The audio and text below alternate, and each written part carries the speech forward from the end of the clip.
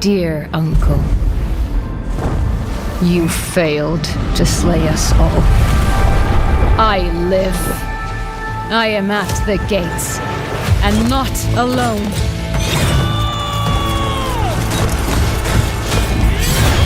All my life, something was missing. But in exile, I found it. True dedication. A bond unbreakable. The promise of the Varangian Guard.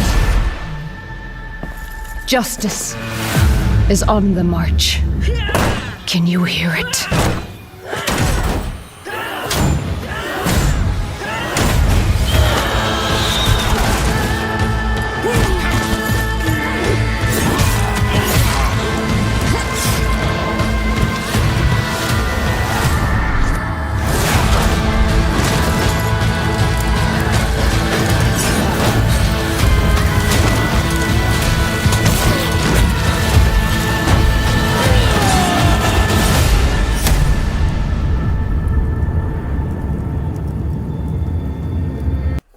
Hello everybody, Raven Knight here.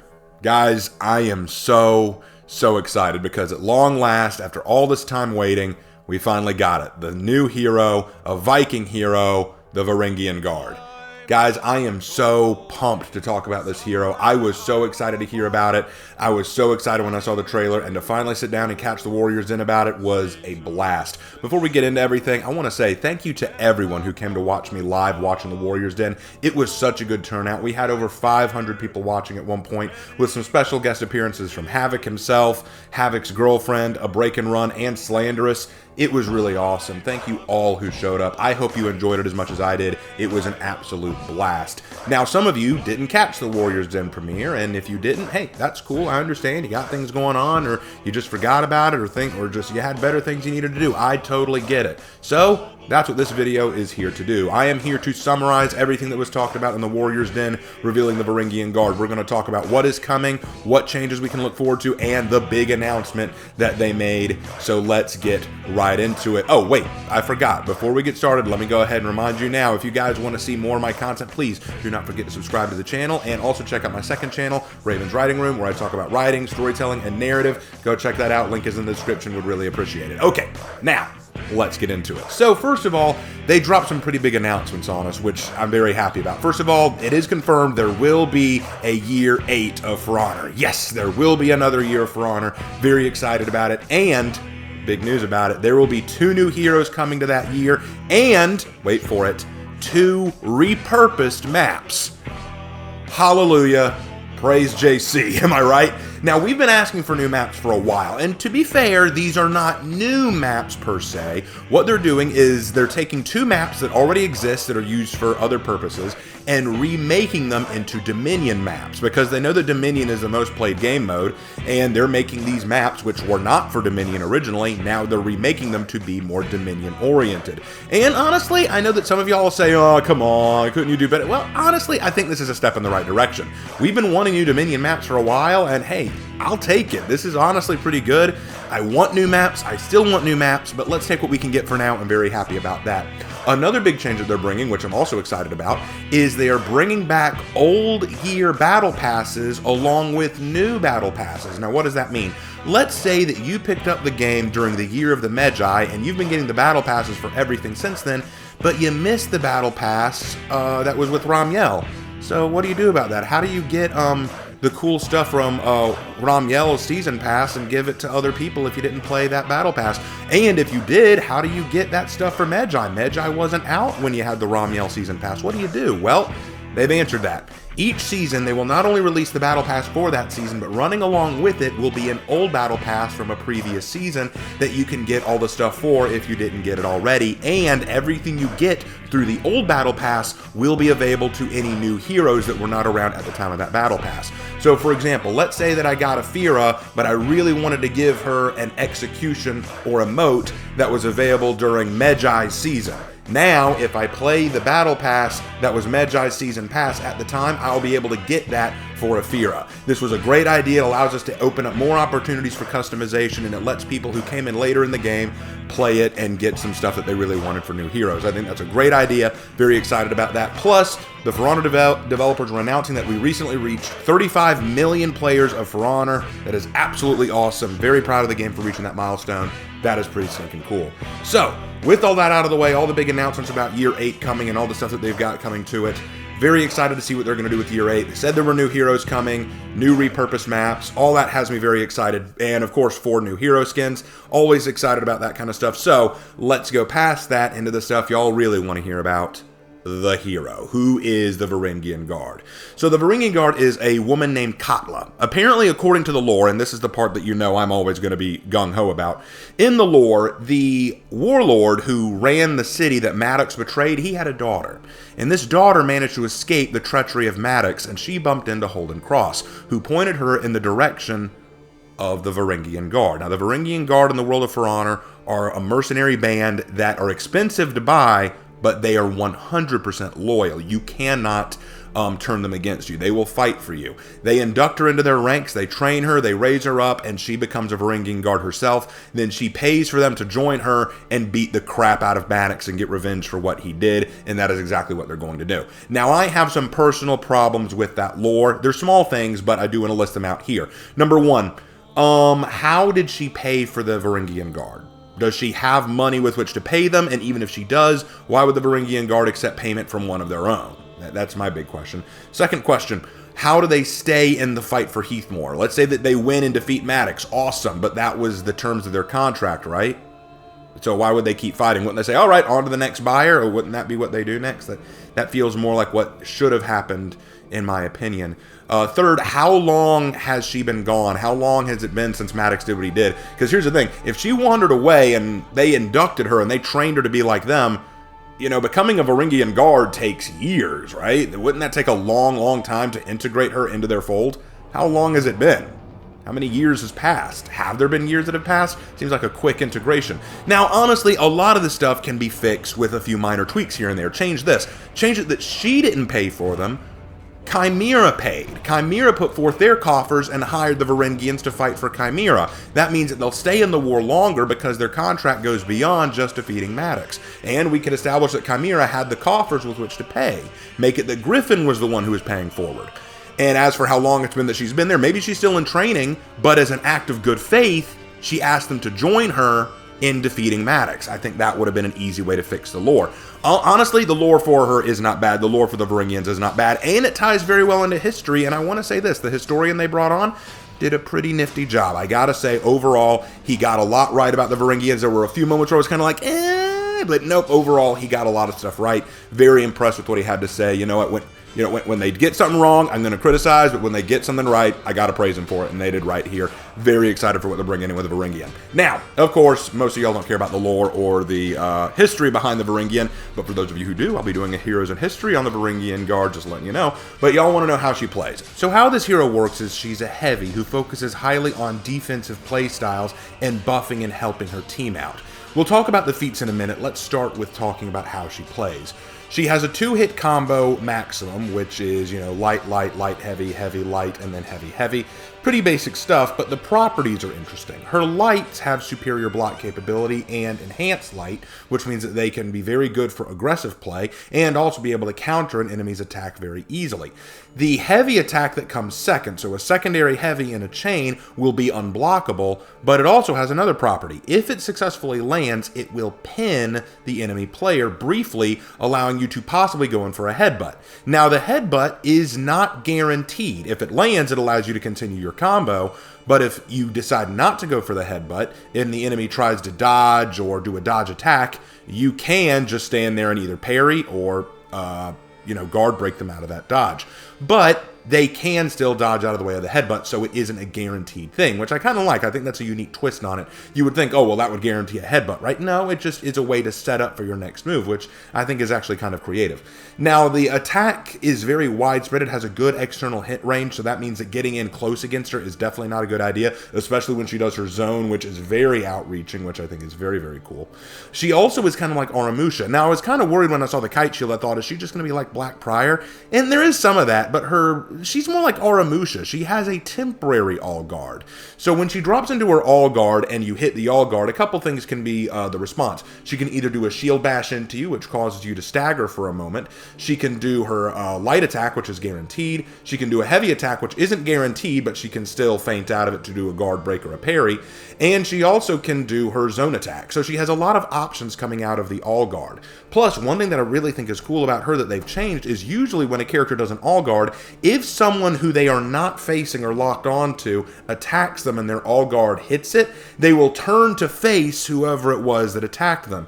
Here, she will not. Here, the Varangian will just move her shield to block that person, not taking her lock-on off of the person that she is originally facing. This gives her more opportunity to direct where she wants to face and who she wants to be focused on at all times. I think that's a really good idea, and is a great way to keep off those enemies who just babysit ganks. You know, the ones who just sit in their all guard the whole time, waiting on that opening where you turn around and there's that brief moment where they could possibly hit you. I think that's a good way to counter them. Now, her feats are where she really shines here. Her first feat especially, I think is going to get nerfed because it's really strong.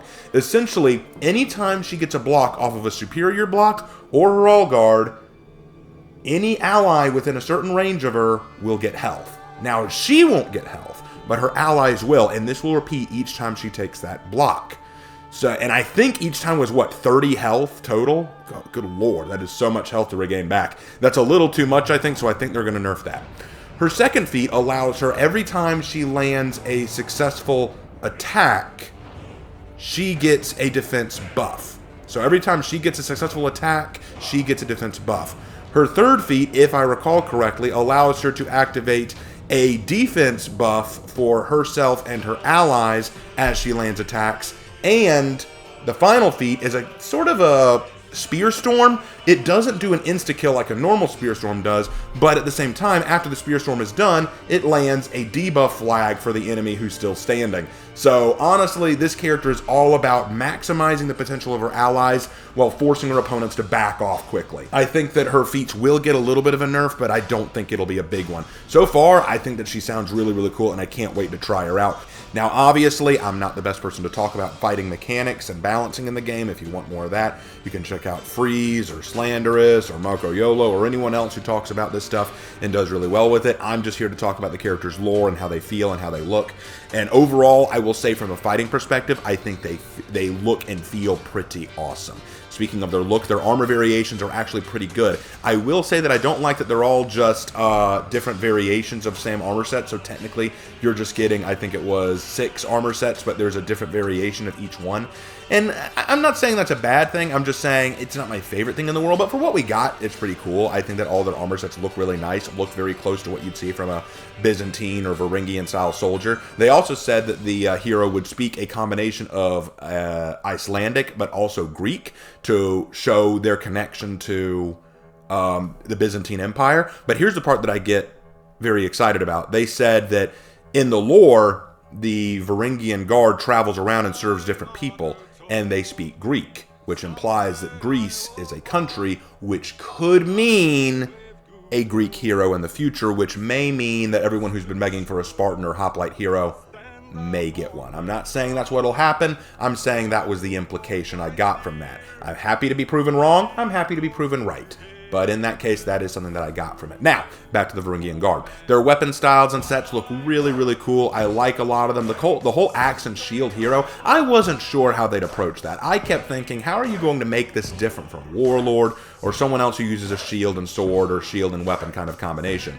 But just like with Aphira, it very much surprised me how they came about it. The shield, while a kite shield, is smaller than Blackbriar's, and it's not something that she can just hunker down behind and just attack from.